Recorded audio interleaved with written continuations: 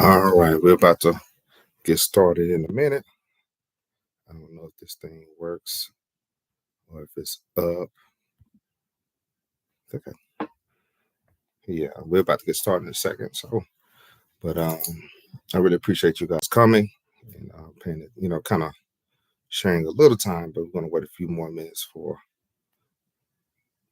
we get started. So this is like my very first time going live in color like this. So um, on YouTube, rather. So I appreciate it. Shout out to the fam, um, the Ujumbe fam. What's going on? What's going on? Wait a few more minutes. But yeah, so we're about to kick off, and let me see.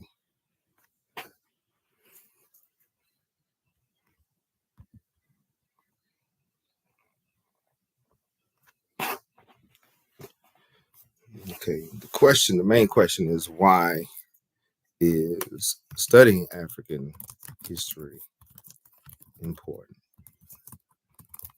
That's the main question. That's what we're going to talk about. So that's my question. That's my question. So I like to pose questions and then we roll from there. So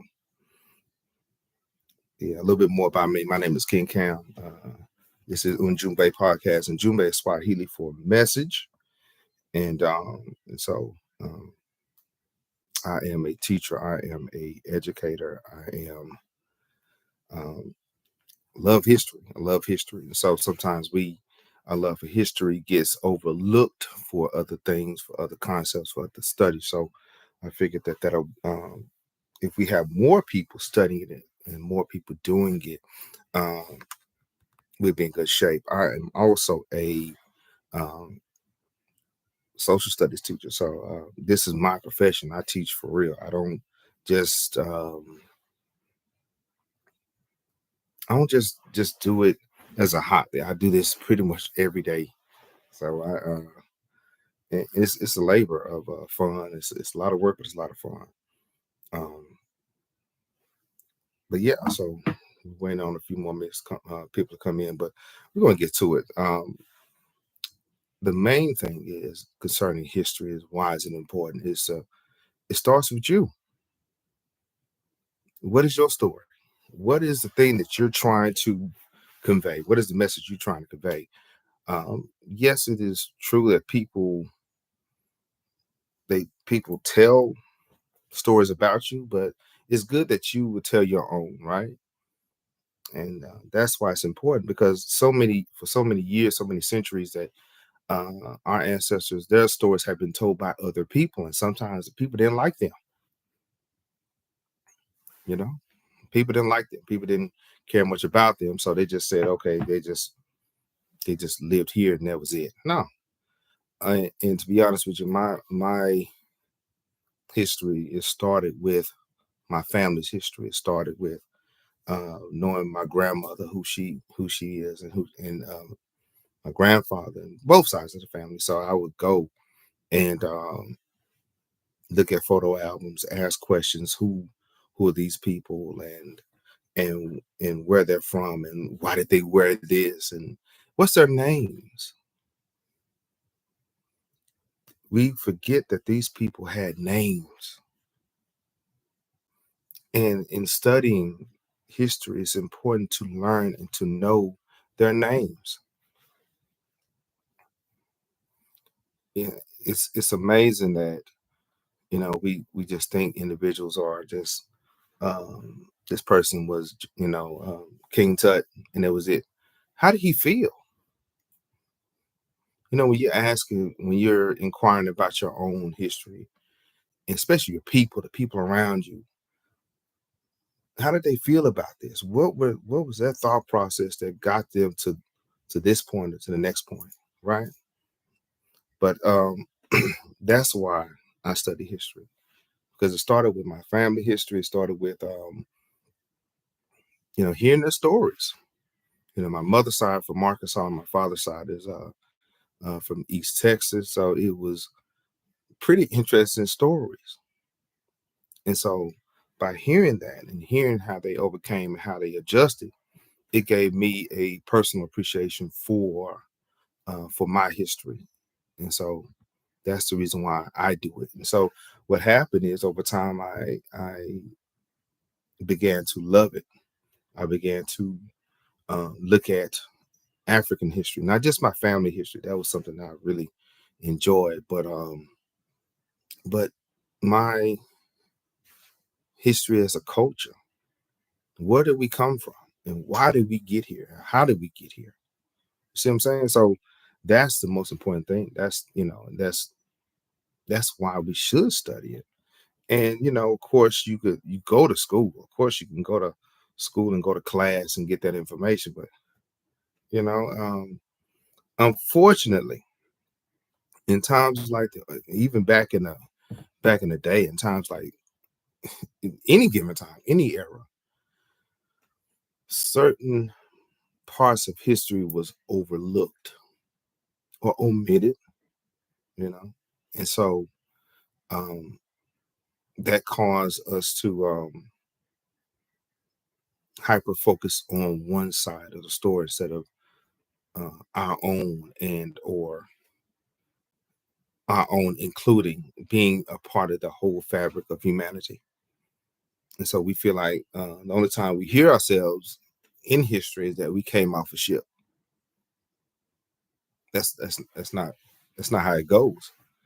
Okay, and so but the only time you'll be able to figure that out or find out about it is goodness when you go to college, and if you're fortunate enough to go to a institution of higher learning where they actually tell you some stuff. Most of the time when it comes down to our history, so unfortunately, we have to um, pay for it. We have to go and pay for lectures. We go have to pay for a speaker. You got to wait till they come to town or whatever. This is once again, this is the '90s and early 2000s where YouTube was uh, not the thing yet. And so, in the end, the libraries, it'd be tucked off. The information be tucked off in an archive somewhere. So we have to do it. We have to do the work, not sound bites, not clickbait. We're talking about doing the work of deep studying. So where I'm from in Texas, we didn't get a lot of people coming this way, especially in Dallas. They would skip Dallas and go to Houston, but they would not. I don't recall a lot of people in the '90s coming through here to discuss African history. So we have to do it ourselves. We have to um, learn it. We have to take it in. And then we have to consider the source. Okay. Um, checking this. So studying African history is crucial for several reasons. Mainly, it provides a comprehensive understanding of global history, revealing the interconnections of human experiences. So we're part of this overall thing. It's not just we are way up here versus everybody else, but we have our children have to know that uh, where they come from is important too, and what they have done is important also.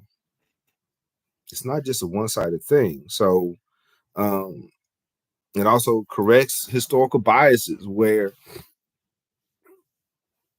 it's where where you thought one group of people was the only group of people that was fighting this war, fighting this battle, or protesting or whatever. There were other people there also doing the same thing at the same time. Like the movie Red Tails was amazing. Why? Because a lot of people in this generation did not. They heard about the Tuskegee Airmen and all that, but they really didn't see it live like that, right? So you got to hear it. You got to hear those stories, and it empowers people to hear uh, about Shaka Zulu. Shout out to the fam, Shaka Zulu. To hear about the Queen of Angola, it makes people feel a lot better. It makes people feel stronger and and not in a disrespectful way. And that's the thing. That's um, it, it can be dangerous. It really can, because what happens is if not tempered properly, you have this person's pride and self-worth totally exaggerated, totally inflated, and that's not good either. so, but on the same side, on the same token, you flip the coin, you flip it, and all they hear is the greatness of others, and all they did was just show up. They have a major case of inferiority complex. So that's why we should study. And somebody asked one time, is it more important to study an era or a person? Like a is it more important to study a period of time or a person? I say both. I say both.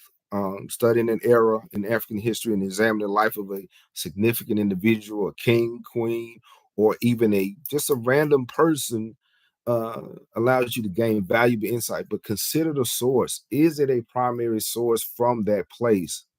Primary source. What is that? What is that? Primary source is uh, somebody's speech that they wrote, um, a letter or hieroglyphic or something, or the like first-hand information, the person writing about themselves, primary source, the people that live there, primary source, versus somebody talking about the people that live there, the secondary, or somebody's writing a biography of Dr. Martin Luther King, that's secondary. As historians, we try to consider the source, and is it a primary source? Number two, primary source. Okay, what happens is we get a lot of in the a lot of biased information, a lot of racist information um, throughout history and in our studies, and especially when racism was in anthropology and archaeology.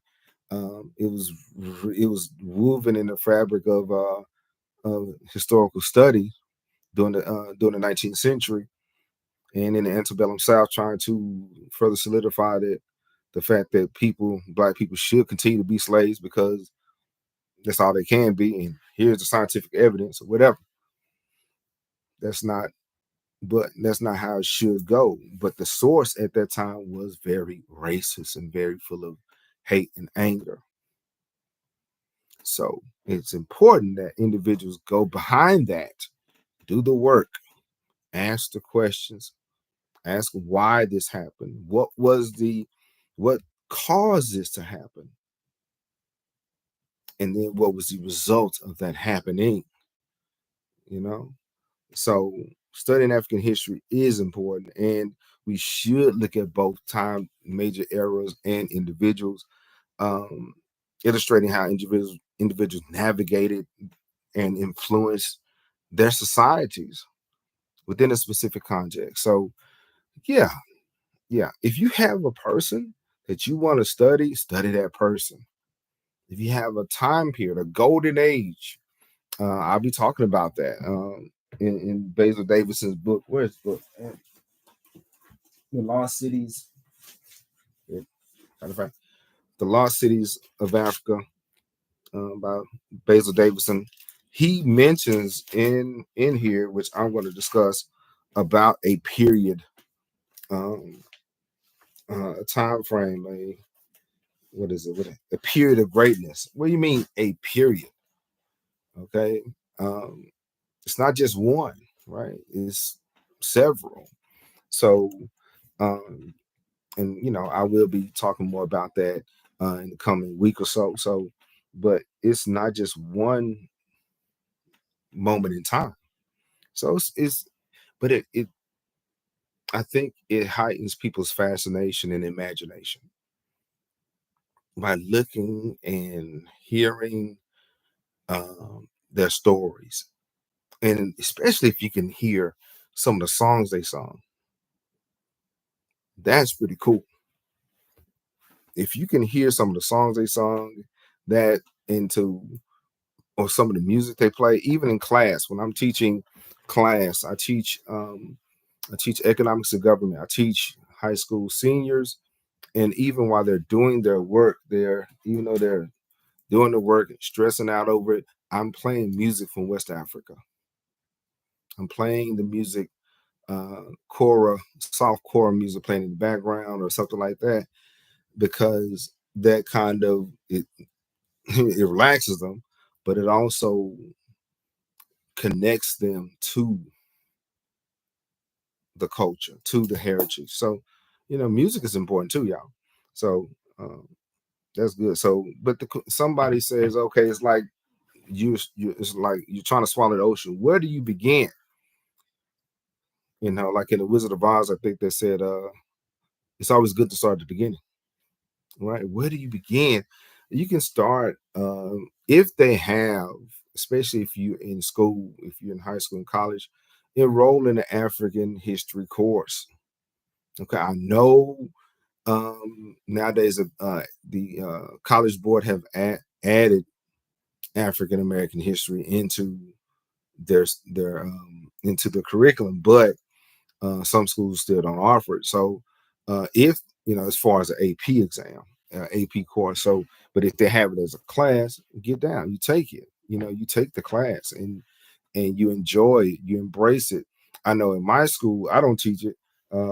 One of my teachers, his name is Mr. Rogers. He's an excellent, excellent.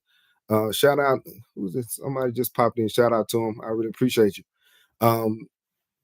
Mr. Rogers, he is an excellent African American history scholar. He gets down. He is, I really appreciate him for doing that. And he takes them from pre-dynastic period all the way up until current era.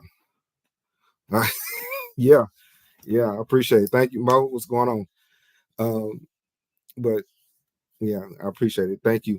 But yeah, so Mr. Rogers he's an excellent teacher. I really admire the work he does. So and so I let him do it. And so the thing is, if you're able to get in on it, if you're able to do it in college or in high school, do it. Okay, it's always good to start. I was fortunate enough because I was a history major at Paul Quinn College, little old Paul Quinn College. I had to take a lot of history classes, and one of them was African history. Okay, and this was one of the books. This is one of the books, History of Africa. Yeah, this by Kevin Shillington. Yeah, I still got it. Yeah, I still use it. And I am a Amazon affiliate, so I earn for qualifying purchases. But this is a good book. So you see, I had to get it used. I couldn't buy it new, so but I keep my book. So, but yeah, go to the school, ask the questions. There may be history clubs, and in that class, in Miss Matthews' class at Little Old Paul Quinn College, I heard about Egypt. I heard about Kemet, but I knew nothing about Sudan. I knew nothing about Nubia. My mind was blown. I did not know that there was more pyramids in Sudan than there are in Egypt. So that further pushed what I wanted to know. That pushed me into it and further into studying African history. So it's good to start at school where there's people that are good instructors. Yeah, yeah, yeah, yeah, yeah. The brother saying, yeah, we never hear anything about it. No, we don't. No, we don't. See now, see. Now we can have this conversation. See, what happens is they would carve out Egypt from Africa. It's like carving out, say, Colorado from the United States. It is part of the United States, but it's wordplay. They will say something like Egypt is part of the Middle East. So mentally, psychologically, you think it is not part of Africa, but it is. But a lot of people don't understand that that culture, it came from the South. It just didn't come from the North. It came from Ethiopia to Sudan to Nubia, then to Kemet, because the pre-dynastic kings came from the South. Yeah, it's, and plus the reason why I don't talk about it because it's not star tested. Number one, and number two, AP has kind of glossed over like quite a few centuries. I think they start now with the 1000s AD. They don't even deal with ancient history because they don't want to deal with the fact that there's eons of African history that needs to be uh, discussed. Yeah, yeah, yeah. It's man, it's a lot of things that we need to know, but it starts somewhere, right? And so, but I appreciate it. And so, it's good to start at school, in college, um, wherever you can. And then somebody said, what are some good authors? Because I said consider the source. What are some good authors? Of course, Dr. Ben is great. I have some books, and but I don't want to just go into the deep end with all the books and stuff. But let me see if I can like some basic ones, right? Um, I'll get that in a minute. But of course, Dr. Ben's work, Dr. Ben, Yosef Yakinen, and Dr. John Henry Clark is good. Dr. Sheikh Enta Diop, he's they are amazing in that they scientifically broke down African history. Sheikh Enta Diop, he was a scientist. He dealt with the genetics of the African people. Yeah, yeah, yeah. That cat, Hawass, he does not want us to know our real history. Yeah, he kicked people out of Egypt at the time for trying to prove African history, and he did, and then he also had a hand in their education system, which kind of perpetuates whatever rhetoric they want to put out. And Check Enter Diop actually had a debate, and it was um it was a world-renowned debate. I think in the 70s. I don't know what date it was, but he whooped everybody. And he proved his case. But if you know how it goes, it falls to deaf ears. So yeah, it I w- and but now there's guys now that are coming up that are doing the work further south, and they're going down to Nubia, to the Aswan area, that border where Abu Simbel is, and so that's where the Aswan people, the Nubian people are, and they're still getting the information. They're still, yeah, you may be up there in the north, but and then on top of that, if we think about Kemetic culture, the seat of power was not in Memphis; it was in Thebes. You see what I'm saying? Uh, it was in Waset. It was not in Men Nefer. It was in Waset. It was down in the south, closer to Nubia. It was not up north, close to the Delta.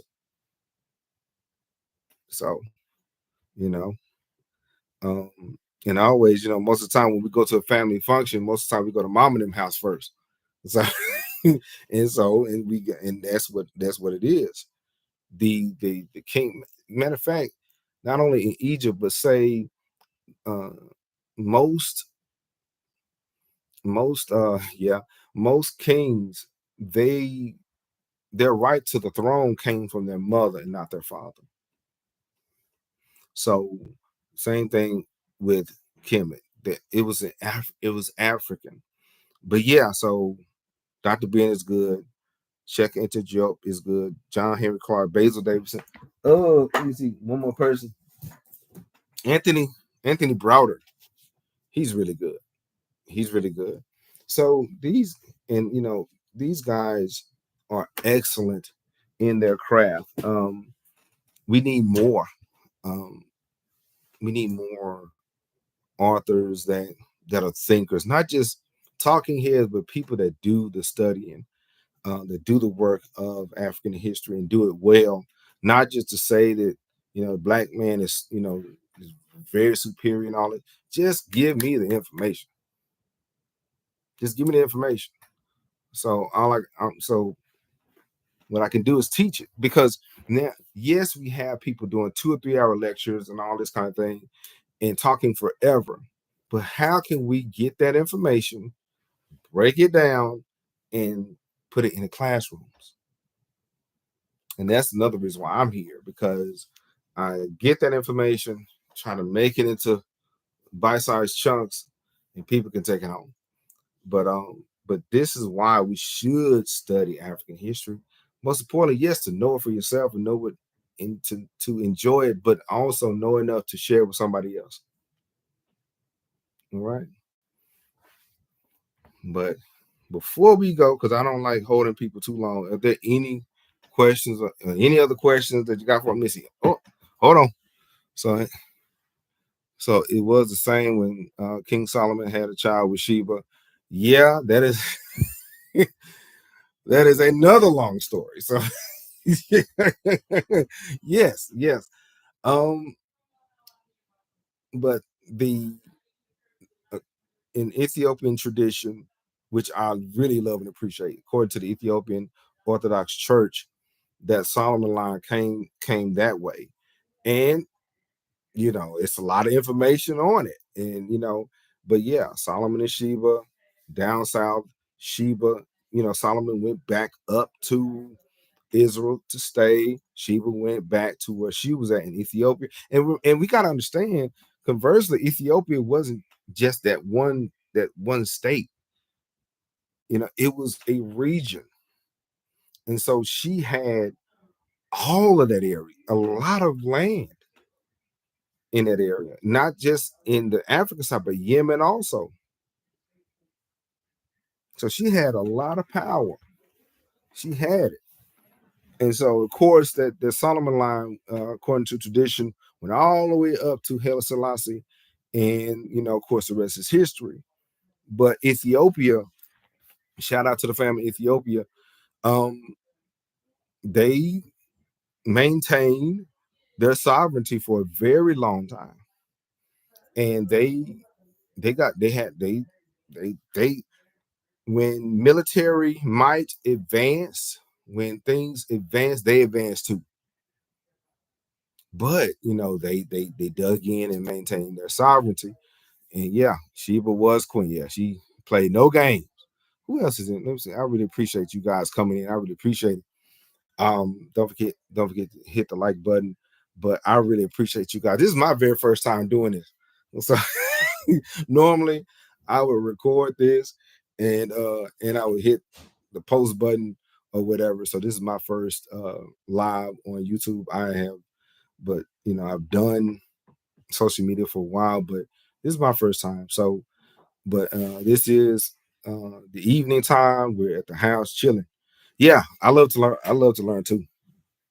I, I guess that's another reason why I love teaching, because even though I'm teaching the same content, I'm teaching the same content, I'm learning something, I'm reading something. And because I've been in education, I've been blessed enough to where now I can impart information to other teachers. So now I'm a mentor teacher also. So you learn you learn something new every day. And if you find yourself at the school and the same thing is happening every day, you're in the twilight zone. I can have the same group of students, and they're totally different. They're totally different. And so That's what I appreciate about. That's one thing I every day is different, and it's great to do. And so I it's a joy. It's a joy. I really enjoy it. I really enjoy history, and I enjoy learning. And would I do anything else? Probably. I don't know. Do we know anything about God speaking to any other kings besides Solomon? Mm, do we know? Um,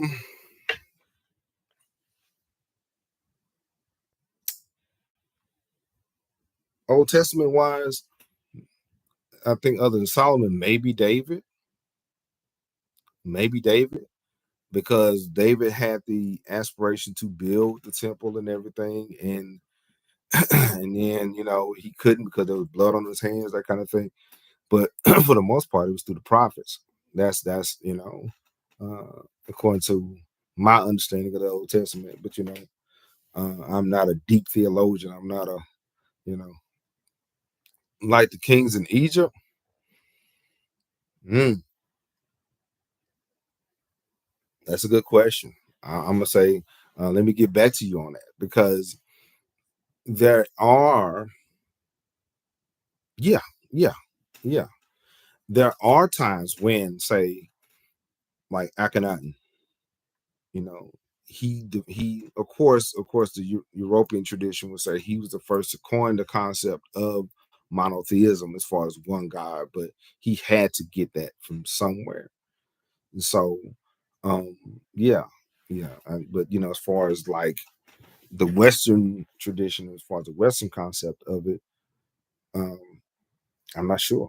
I'm not sure. I can't say, yeah, it happened on this day and this time. Uh yeah, I can't do that, right? This time say, I don't know. Yeah, I appreciate it, but that's the part of learning. Because one day we find out. But as soon as you find out, don't be the one to hold the information and not share it with anybody, right? Share it with other people, right? Yeah, yeah, that's a good question. That one got me. So I really, yeah. But I appreciate you guys coming. I'm about to wrap it up because I like sleep because I have, even though I am done today, I still have a weekend ahead of me, and I have great things to do.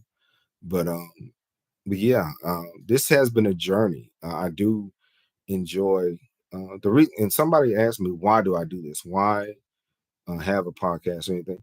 It was out of necessity because at one time, um, I realized that our story was not being told. So I said, let me put it into a podcast. So it's been a journey. It's been I'm enjoying it. And this summer, we will have a few more. I'm interviewing some people this summer, so it's going to be great. Some more scholars, some more historians. This this is going to be interesting. And so a couple of more. Be almost done with the book. So over the summer, summer school. We're going to do individual um, topics. They'll be just standalone topics, and then that'll be it. But and don't forget to like, comment, and all the things.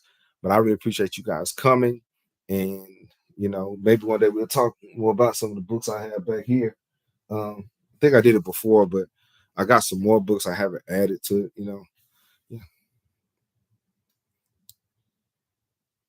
Yeah, yeah, yeah. Shoot, the more the merrier. Um, I really appreciate it.